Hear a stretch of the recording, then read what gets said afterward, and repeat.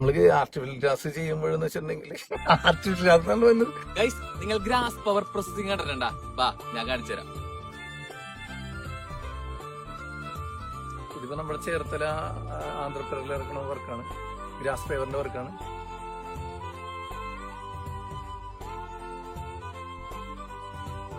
നമ്മള് ആദ്യം site level ചെയ്യുന്നു, അതിനുശേഷം ഒരു 2 ഇഞ്ച് കനത്തിൽ മെറ്റൽ ലെവൽ ചെയ്യുന്നു. ലെവൽ ചെയ്തതിനു ശേഷം ഗ്രാസ് പേവർ ആണ് ചെയ്യണത്. ഗ്രാസ് പേവർ ചെയ്യുന്നിട്ട് ആർട്ടിഫിഷ്യൽ ഗ്രാസ് വെച്ച് കൊടുക്കുന്നത്. ഇപ്പൊ നിലവിൽ നാച്ചുറൽ ഗ്രാസ് വേണ്ടവർക്ക് നാച്ചുറൽ ഗ്രാസും ചെയ്യുന്നതാണ്.